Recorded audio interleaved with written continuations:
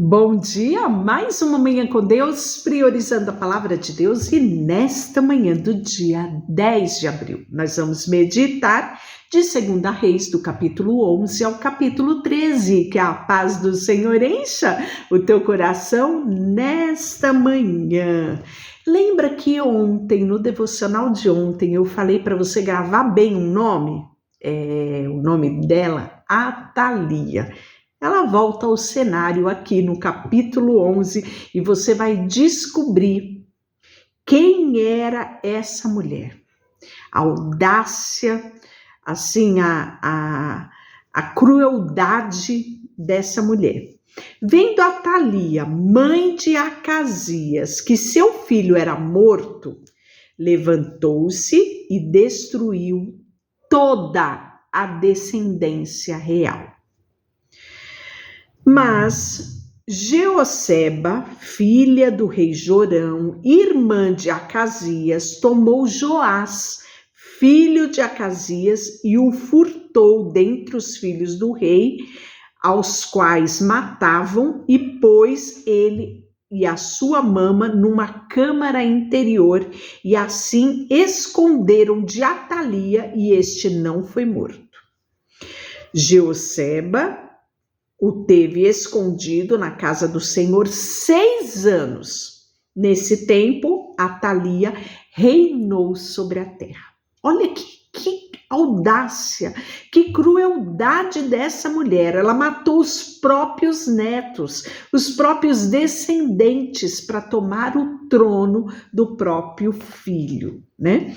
No 7º ano, mandou o sacerdote Joiada chamar os capitões dos cários e da guarda e o fez entrar à sua presença na casa do Senhor. Fez com eles uma aliança e um juramento na casa do Senhor e lhe mostrou quem? O filho do rei, que estava escondido, que tinha escapado da matança que a sua avó tinha feito.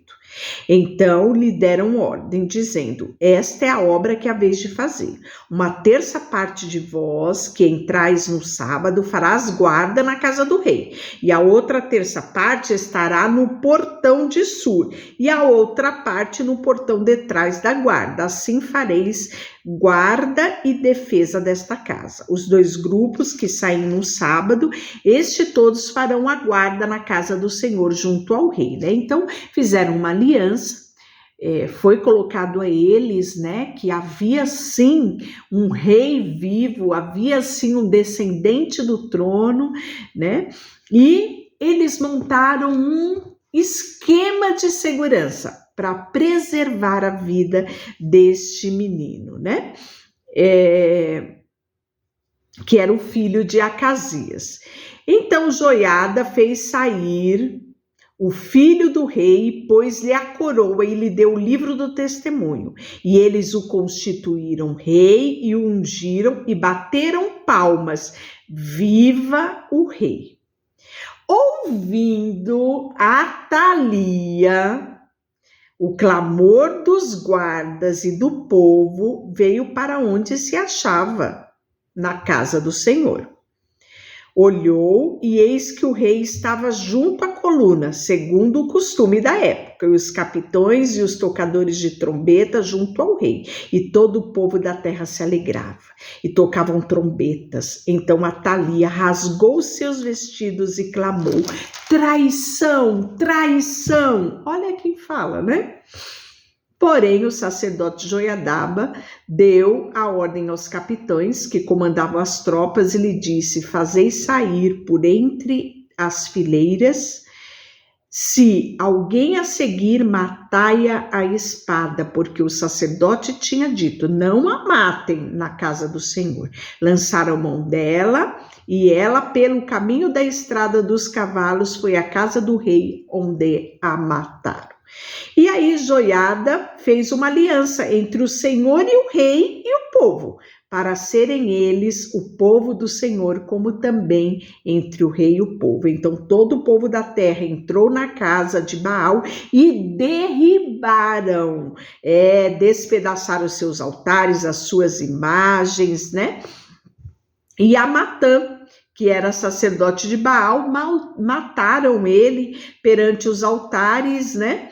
Tomou os capitões dos cários e os guardas de todo o povo da terra e todos os que conduziram à casa do Senhor o rei e pelo caminho da porta dos da guarda. E vieram à casa real e Joás assentou-se no trono dos reis. Alegrou-se todo o povo da terra e a cidade ficou tranquila, depois que mataram Atalia a espada junto à casa do rei. Então Joás, da idade de 7 anos, quando o fizeram rei. E aí nós vamos ver o reinado de Joás. No 7º de Jeú, começou Joás a reinar e reinou 40 anos em Jerusalém. E era o nome da sua mãe Zíbia de Beceba. Fez Joás o que era reto perante ao Senhor, todos os dias em que o sacerdote Joiada o dirigia. Olha a importância desse sacerdote na vida deste povo, não é? Ele soube agir no tempo certo, da forma certa, não é? E ele conduziu o reinado. Olha só, tamanho não é documento, não é? Nós podemos ver que Joás, né, ele reinou 40 anos e ele começou o reinado aos 7 anos, né? Ali sobre o comando, sobre os cuidados, sobre a mentoria de quem? De Joiada, que era o sacerdote. Então, somente os altos não se tiraram e o povo ainda sacrificava e queimava incenso nos altos, né? Disse Joás ao sacerdote: todo o dinheiro das coisas santas que se trouxer à casa do Senhor, a saber, a taxa pessoal, o resgate da pessoa segundo a sua avaliação, todo o dinheiro que cada um trouxer voluntariamente para a casa do Senhor, recebam o sacerdote, cada um dos seus conhecidos, e eles reparem os estragos da casa onde quer que se encontre. Lembra no reinado de Atalia? Ela não só usurpou, mas ela fez uma depredação no templo, né? Então o rei Joás chamou o sacerdote Joiada, os outros sacerdotes, e lhe disse: por que não reparais os estragos da casa? Agora, pois, não recebas mais dinheiro de vosso conhecido, mas entregai-o para a reparação dos estragos da casa. E consentir o sacerdote assim em não receber mais dinheiro do povo, como em não repararem os estragos da casa. Porém, o sacerdote Joiada tomou uma caixa e fez uma tampa e um buraco e pôs ao pé do altar. Olha o primeiro gasofilácio. E a mão direita dos que entravam na casa do Senhor. E o sacerdote que guardava a entrada da porta depositava ali todo o dinheiro que se trazia à casa do Senhor. E quando viram que já havia muito dinheiro na caixa, o escrivão do rei subiu ao sumo sacerdote, contaram, ensacaram o dinheiro que se achava na casa do Senhor. O dinheiro, depois de pesado, deram nas mãos daqueles que dirigiam a obra e tinham o seu encargo na casa do Senhor. Estes pagavam os carpinteiros, os edificadores, para repararem a casa do Senhor, como também os pedreiros, os cabouqueiros, e compravam madeira, pedra lavada, repartiam, né, para reparar todos os estragos da casa do Senhor, custeando tudo que era necessário para a conservação da casa do Senhor. Mas do dinheiro que se trazia à casa do Senhor não se fazia nem taças de prata e nem espitadeiras, nem bacias, né? Todo o dinheiro era destinado à reparação. Também não pediam conta aos homens em cuja mão entregavam aquele dinheiro para dar aos que faziam a obra, porque procediam esses homens com fidelidade. Então eles tinham total confiança, eram homens idôneos, de caráter e fiel. Olha como temos que aprender, não é? Mas o dinheiro da oferta pela culpa e o dinheiro da oferta pelo pecado não se traziam à casa do Senhor, era para os sacerdotes, né? Então isso estava determinado lá em Levítico, capítulo 7, versículo 7. E aí nós vamos ver que então subiu Azael, rei da Síria, e pelejou contra Gate e a tomou. Depois Azael resolveu marchar contra Jerusalém. Porém Joás, rei de Judá, tomou todas as coisas santas que Josafá, Jeorão e Acasias, seus pais, rei de Judá, havia dedicado, como também o ouro que se havia nos tesouros da casa do Senhor, na casa do rei, e os mandou a Azael, rei da Síria, e esse se retirou de Israel. Quanto aos mais atos de Joás e tudo que fez, está lá, né, nos livros escritos dos reis. E aí nós vamos ver a conspiração contra o rei Joás.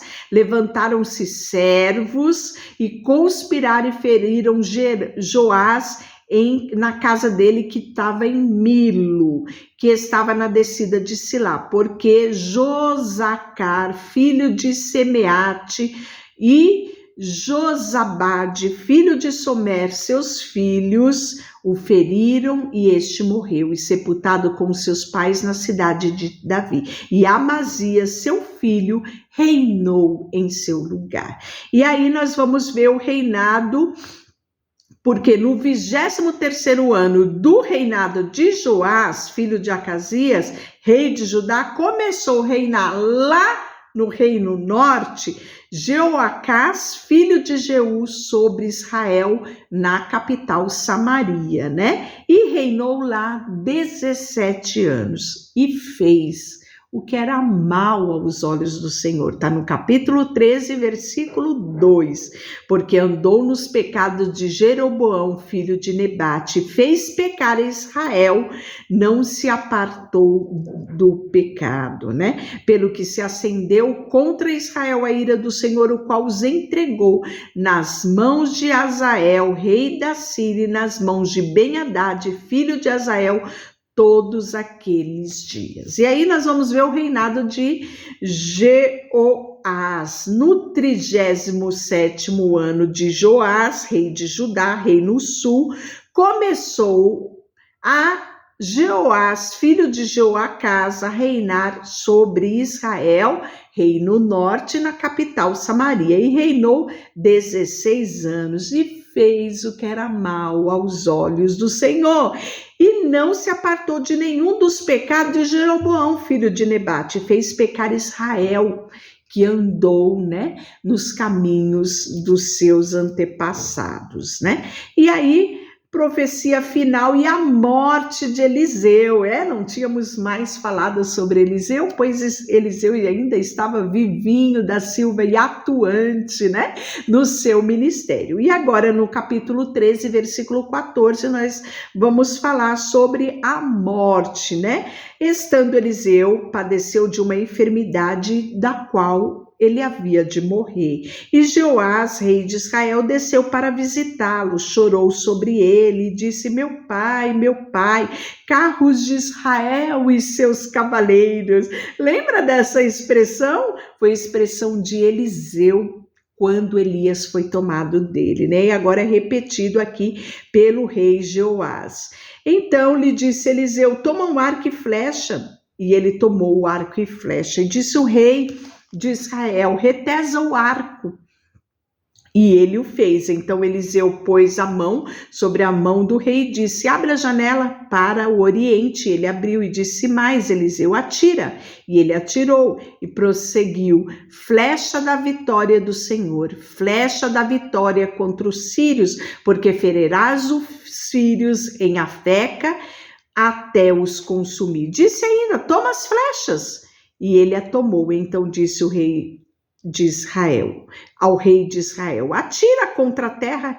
E ele feriu a terra por 3 vezes. Observe que na primeira vez, né, Eliseu pega sobre a mão dele, direciona ele. Agora, nesse segundo momento, Eliseu dá apenas a ordem. E aí ele vai e fere a terra por 3 vezes. Então o homem de Deus se indignou muito, contra ele, disse 5 ou 6 vezes deveria ter ferido, então feriria os sírios até os consumir, porque agora só 3 vezes ferirás os sírios, né? Então nós podemos ver que ele perdeu uma excelente oportunidade para que de uma forma profética estendesse a vitória de Israel por muitos e muitos anos. E isso muito traz uma reflexão. Quantas vezes deixamos de agir por fé? Quantas vezes somos limitados, né? Quando deveríamos ser ousados em tomarmos posse da vitória e perpetuar a bênção de Deus sobre as gerações? Aqui nós vemos um rei perder uma excelente oportunidade.